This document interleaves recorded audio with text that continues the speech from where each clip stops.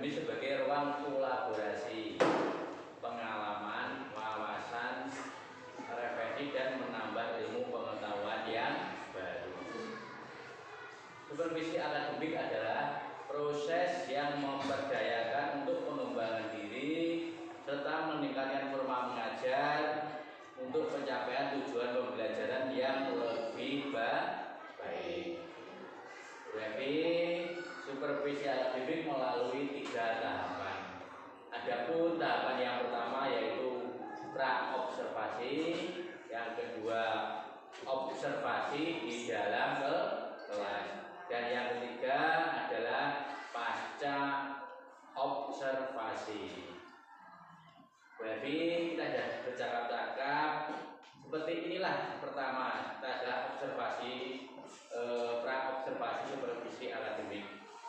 Bercakap-cakap sebagai sejauh mana persiapan pelaksanaan observasi nanti kita laksanakan.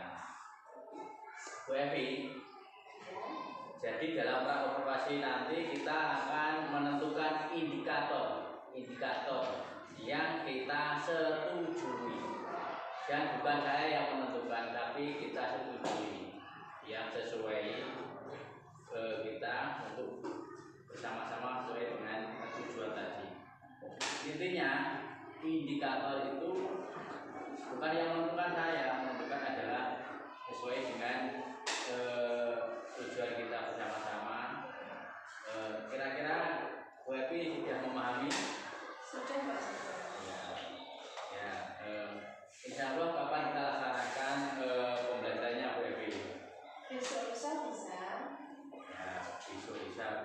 Berarti mengajar kelas berapa ya? Saya mengajar kelas 4. Oh ya, betul, kelas 4.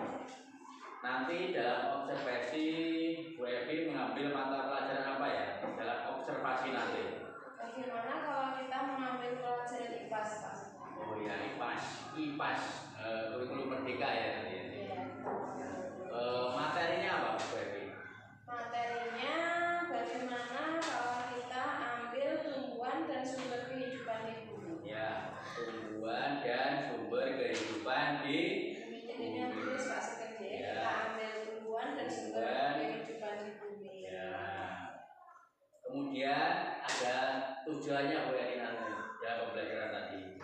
Tujuannya apa Bu Evi? Tujuan pembelajarannya nanti kita ini Pak Sekjen. Yang nomor 1, kita mengidentifikasi bagian tubuh tumbuhan dan mendeskripsikan fungsinya. Tujuan yang kedua yaitu mendeskripsikan proses fotosintesis dan mengkaitkan pentingnya proses ini bagi makhluk hidup. Yang ketiga, membuat simulasi menggunakan bagan atau alat bantu sederhana tentang siklus hidup tumbuhan. Ya, tadi ada 3 tujuan pembelajaran, yaitu sehingga dapat mengidentifikasi bagian tubuh tumbuhan dan mendeskripsi fungsinya. Adapun yang kedua, dapat mendeskripsikan proses fotosintesis bagi kehidupan makhluk hidup. Dan yang ketiga, siswa dapat membuat simulasi menggunakan bagan atau alat bantu sederhana tentang siklus hidup tanaman. Bu Evi, Ya. persiapan apa saja yang sudah dikerjakan kira-kira Bu Evi?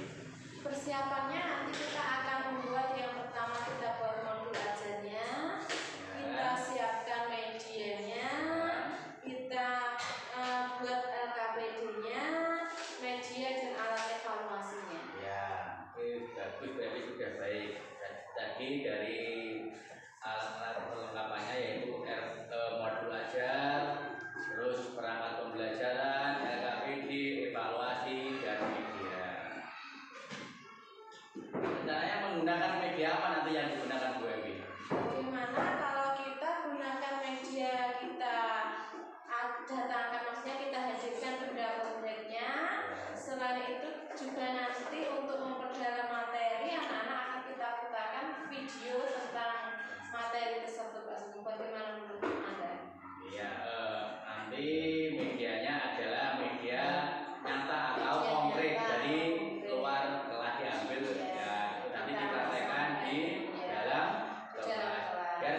bermakna, ya, paham, memahami, cepat memahami. Dan yang kedua menggunakan video pembelajaran, ya, bagus baby itu. Nanti anak juga senang. Ya, baby rencana strategi apa yang digunakan nanti dalam pembelajaran nanti? Kita menggunakan strategi yang bisa membuat anak itu menyenangkan anak dan pembelajarannya itu bermakna, Pak Sugeng. Jadi dengan kita mendatangkan benda konkret, menghadirkan benda konkret itu memberi pengalaman kepada anak tersebut. Jadi anak juga mendapatkan pengalaman dan pengetahuan yang nyata.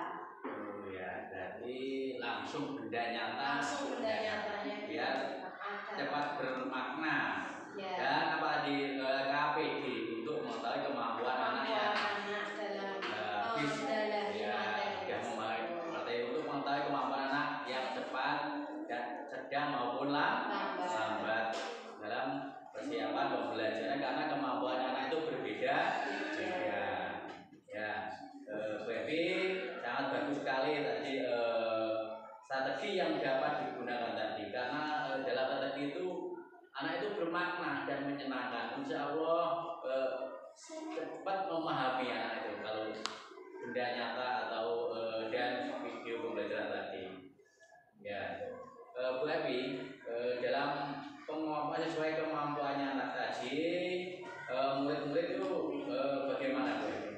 Nanti itu kita mengelompokkan siswa itu dalam arti kita kelompokkan yang kemampuan belajarnya itu sedang, rendah dan tinggi.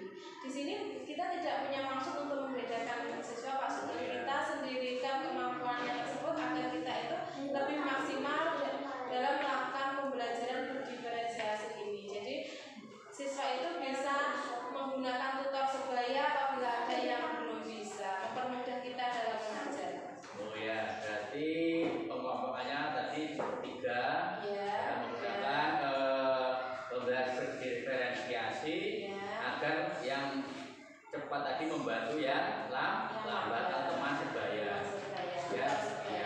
Tutor sebaya atau teman sebaya agar sama-sama memahami dan mengetahui untuk peningkatan anak itu biar cepat tahu, ya. Bu Evi, setelah percakapan nanti kita akan mengadakan observasi di dalam kelas. Sudah adakah perlengkapan yang disiapkan nanti, Bu Evi? Sudah, Pak Sugeng, sudah ada modul ajarnya sudah ada, KPD-nya nanti akan saya siapkan dan video pembelajarannya nanti akan saya buatkan. Mungkin Bu Evi memerlukan bantuan dari teman-teman yang lain, adakah mau bisa untuk mengajukan mungkin dari teman yang lain, teman sejawat atau gimana?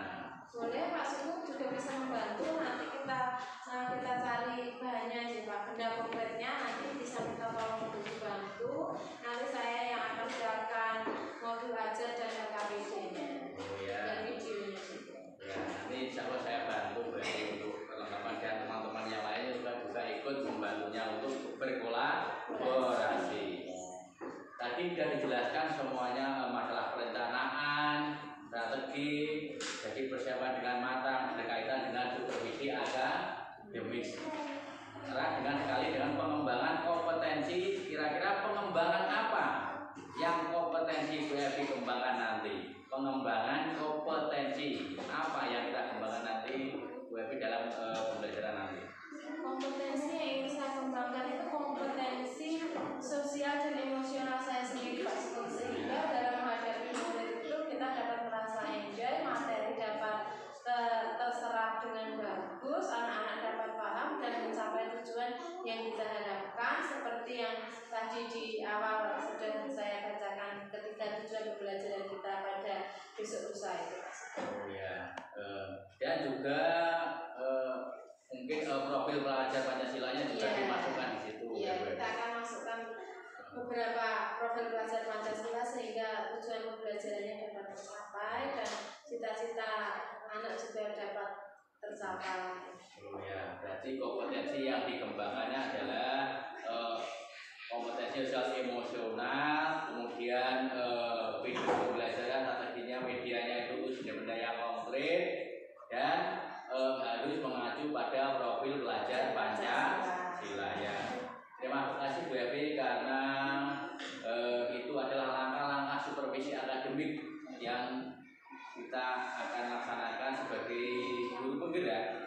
Saya dalam pendidikan atau guru penggerak coaching itu adalah kesetaraan antara kos dan kos, sama-sama, tidak ada perbedaan atau ya kemitraan, sama, setara. Tujuannya adalah ruang kolaborasi untuk bekerja sama, untuk mencari pengalaman, untuk kepentingan anak, untuk kemajuan pendidikan, untuk kepentingan anak yang paling utama.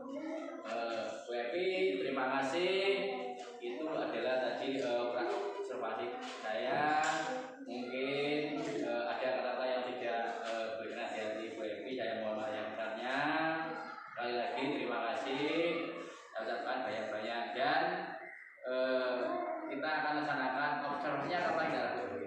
Besok lusa pasti. Untuk besok saya akan siapkan alat-alatnya tadi.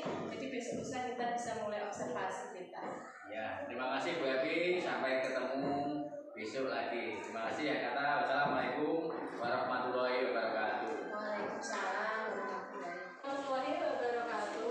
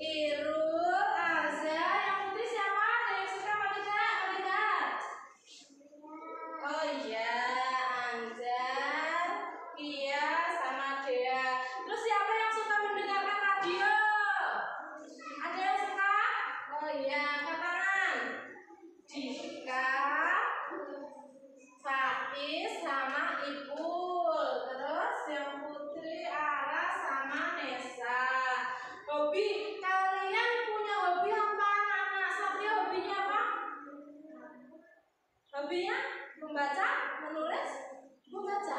Oh iya, membaca. Terus Irul, hobinya menulis. Dah. Sudah. Terus sekarang anak-anak berkelompok yang suka melihat duduk di sebelah sini. Sesuai hobi tadi, yang suka mendengar duduk di sebelah sini. Ayo, cepat berkelompok. Nah, yang cepat berkelompok yang suka melihat di sini. Yang cepat yang suka mendengar di sana. Yang suka mendengar di sini. Yang melihat tadi siapa tadi?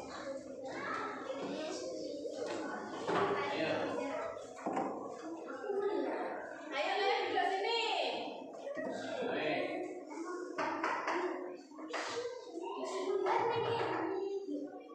Ya anak-anak, mari kita lihat video bunga sempurna dan tidak sempurna.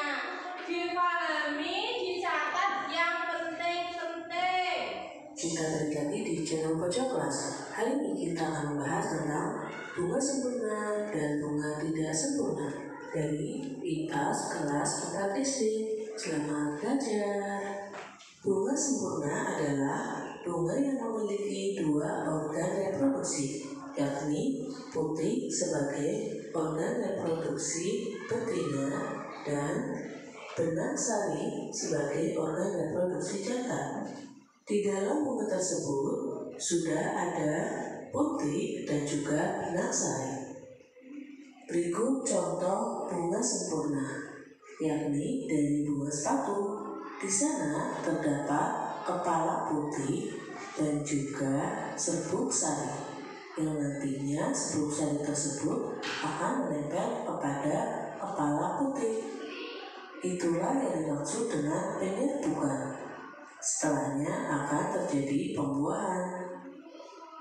Lalu muncul bakal biji dan Oke, dari menonton video tadi, kalian paham toh siapa salah satu dari kalian yang bisa menjelaskan tentang bunga sempurna? Angkat tangan. Oke, Satria bisa dijelaskan bunga sempurna? Sini yuk dijelaskan bunga sempurna itu bunga yang bagaimana? Dimiliki.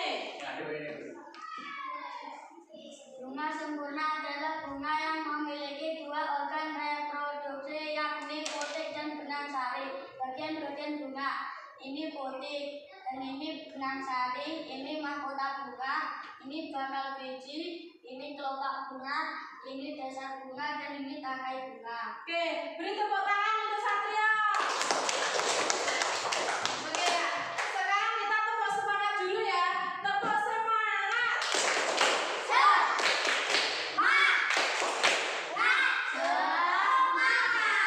Oke, luar biasa semangat belajar. Kenapa Le?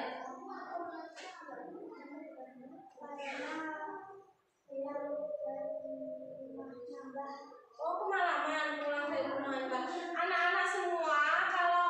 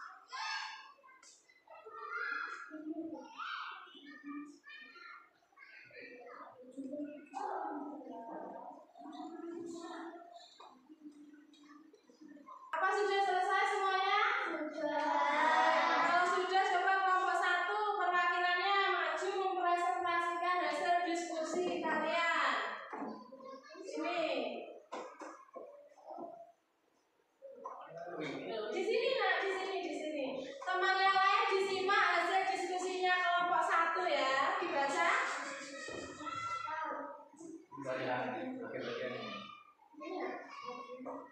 ini bantu. Kasihkan pada lembar tugas. Tuliskan juga fungsi dari bagian-bagian bunga tersebut. Ya, ini bunganya ya. Terus dijelaskan yang mana mahkotanya. Mahkota. Terus apa lagi Mbak?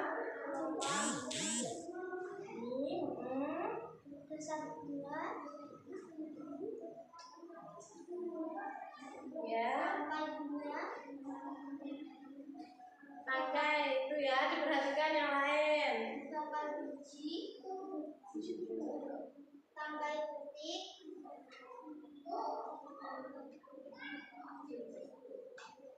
Kepala putih. Sari. Juga di sini dan sarinya juga di sini. Oke, inilah hasil